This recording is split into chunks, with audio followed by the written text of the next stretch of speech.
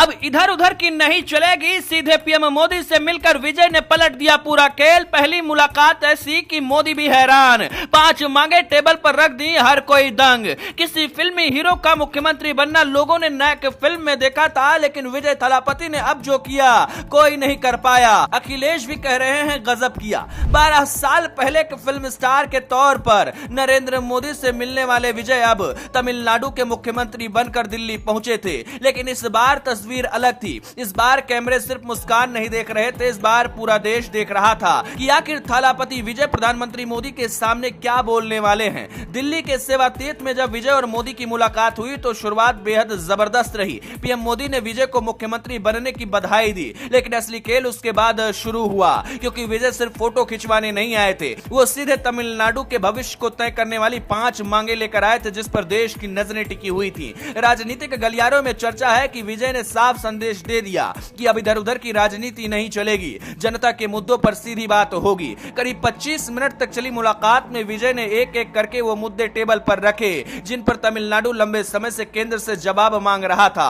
और यही वजह है कि इस मुलाकात के बाद पूरा साउथ पॉलिटिक्स हिल चुका है। चलिए आपको बताते हैं विजय थलापति ने क्या कुछ मांगे रखी हैं। सबसे पहली और सबसे बड़ी मांग थी मेकेदातु बांध परियोजना पर रोक। कर्नाटक और तमिलनाडु के बीच कावेरी जल विवाद दशकों पुराना है। कर्नाटक मेकेदातु बांध बनाना चाहता है, लेकिन तमिलनाडु को डर है कि इससे उनके हिस्से का पानी कम हो जाएगा। विजय ने सीधे पीएम मोदी से कहा कि जब तक तमिलनाडु सहमत नहीं होता है तब तक इस परियोजना को मंजूरी नहीं दी जानी चाहिए। आपको दूसरी मांग भी बताते हैं जो कि सबको बहुत पसंद आ रही है। उन्होंने दूसरी मांग नीट परीक्षा को लेकर की। तमिलनाडु में लंबे समय से नीट का विरोध होता रहा है। विजय ने छात्राओं के पक्ष में अपनी बात रखते हुए कहा कि मेडिकल एडमिशन सिस्टम में राज्य के छात्रों की चिंताओं को गंभीरता से सुना जाए। यही वजह कि छात्र और युवाओं के बीच विजय की लोकप्रियता भी तेजी से बढ़ गई। तीसरी मांग ने सबको हैरान किया। विजय ने तमिलनाडु में डीआरडीओ के सहयोग से एयरक्राफ्ट डिजाइन सेंटर और सेंटर फॉर एयरबोर्न सिस्टम बनाने की मांग रख दी। यानी वो चाहते हैं कि तमिलनाडु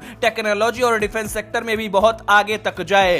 विजय की चौथी मांग थोड़ी और जबरदस्त रही, जो कि मछुआरों से जुड़ी रही। श्रीलंकाई नौसेना द्वारा लगातार तमिल मछुआरों को पकड़े जाने का मुद्दा साउथ में बेहद संवेदनशील माना जाता है। विजय ने पीएम मोदी से कहा कि केंद्र सरकार सीधे हस्तक्षेप करे और गिरफ्तार मछुआरों को छुड़ाने के लिए मजबूत कदम उठाए। यानी विजय ने साफ कर दिया कि वो सिर्फ चेन्नई की राजनीति नहीं बल्कि तमिल लोगों की हर चिंता को दिल्ली तक लेकर आए हैं। पांचवी और सबसे अहम मांग थी लंबित फंड और विकास परियोजनाएं। विजय ने चेन्नई मेट्रो विस्तार, जीएसटी मुआवजा और तमिलनाडु की कई पेंडिंग परियोजनाओं के लिए अतिरिक्त आर्थिक पैकेज की मांग रखी। उन्होंने साफ कहा कि राज्य के विकास के लिए केंद्र का सहयोग जरूरी है और जब तक उसका सहयोग नहीं मिलेगा तब तक सही से काम नहीं होगा, लोगों को अच्छे से फायदा नहीं मिलेगा। विजय ने जब प्रधानमंत्री नरेंद्र मोदी की टेबल पर सारी मांगे रखी तो मोदी भी जरूर हैरान रह गए होंगे। एक फिल्म स्टार जो अभी तक फिल्मों में काम करता था, उसने एक ही बार में तमिलनाडु की पूरी सियासत को हिलाने का काम किया, मुख्यमंत्री बन गया। आपको बता दें कि अखिलेश यादव भी